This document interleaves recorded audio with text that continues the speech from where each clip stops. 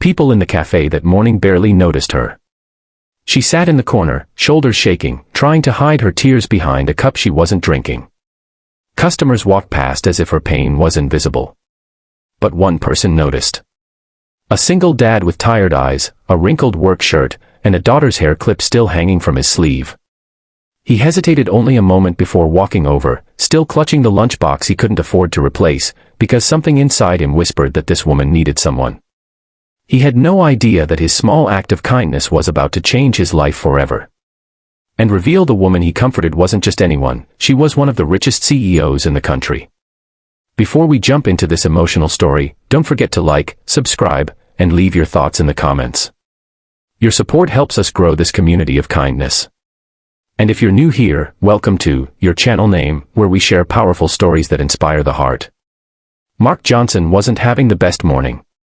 His old car had refused to start again, forcing him to walk his 8-year-old daughter, Lily, to school. His shirt was damp from the light drizzle, and his head was pounding with the math of bills he couldn't pay yet. Being a single dad wasn't easy, but he tried to make every day feel a little lighter for Lily. After school drop-off, he ducked into his usual café, a small, warm place that smelled like cinnamon and roasted coffee beans. He needed something cheap and hot to settle his nerves. He ordered the smallest coffee on the menu and stepped aside to wait, rubbing the back of his neck.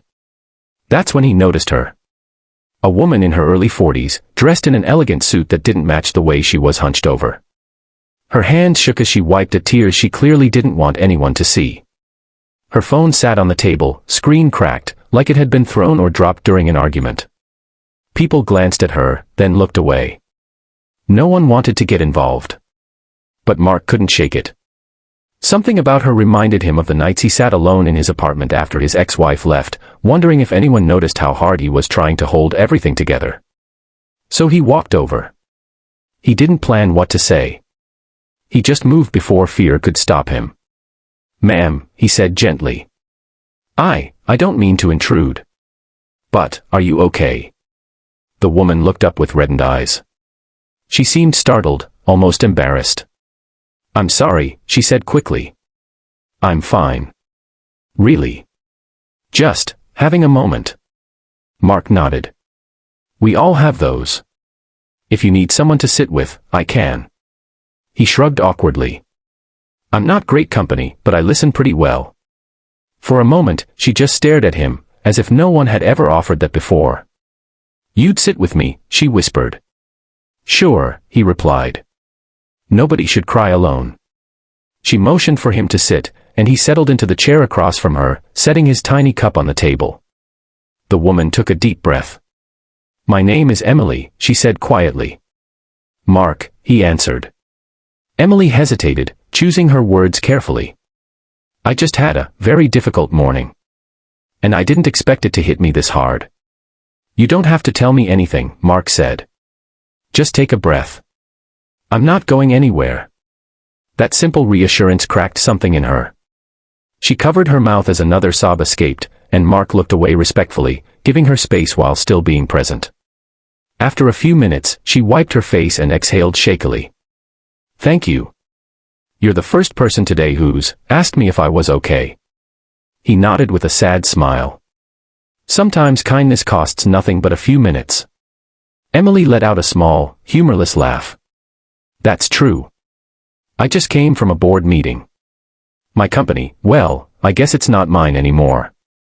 My leadership team voted me out. Said I wasn't emotionally stable enough after losing my husband last year. They wanted someone stronger." Mark's heart tightened. "I'm sorry. That's awful." She shook her head. "I built that company from scratch. 12 years. And today they treated me like I was disposable." As she spoke, Mark realized she wasn't just upset, she was devastated. Betrayed. Alone.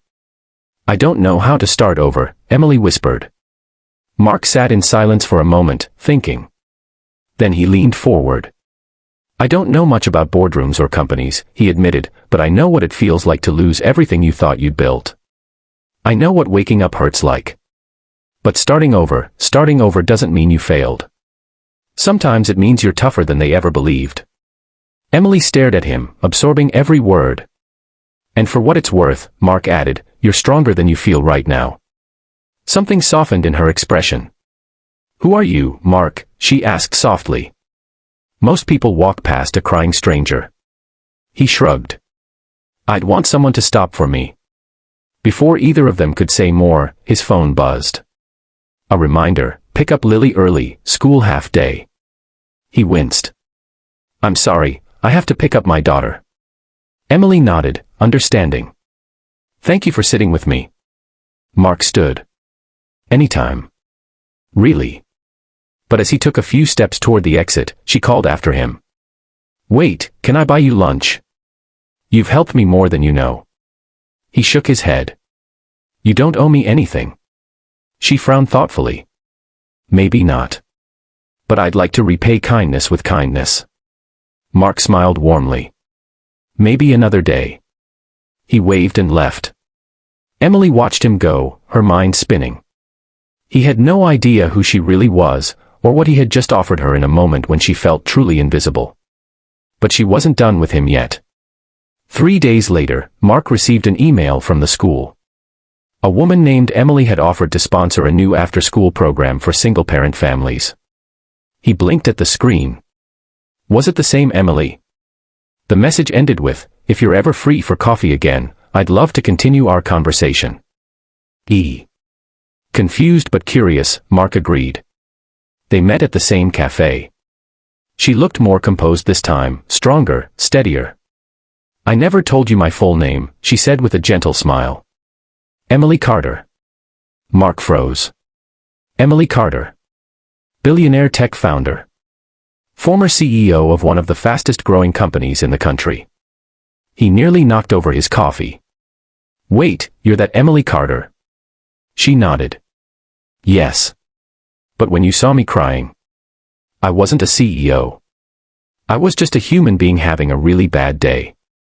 Mark sat back, stunned. I wanted you to know, she continued softly, that your kindness changed something in me. It reminded me that there are still good people left in the world. People who see others. He didn't know what to say. Then Emily opened her bag and slid a folder across the table. Inside was a job offer. A management position at a new nonprofit she was launching, one focused on supporting single parents in the workplace. I need someone who understands struggle, she said. Someone compassionate. Someone who knows what resilience looks like. And someone who believes people are worth showing up for. Mark swallowed hard. You want me? I want the men who noticed a stranger crying and chose kindness. His eyes stung with emotion.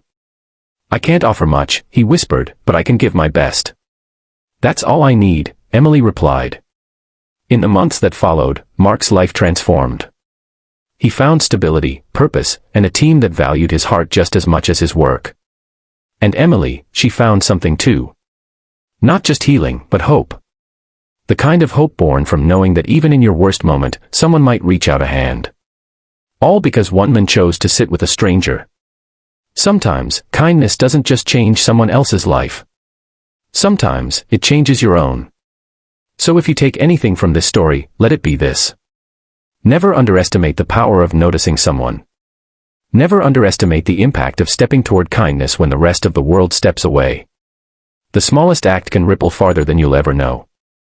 And you, yes, you, have that power. Be kind today. It matters more than you think.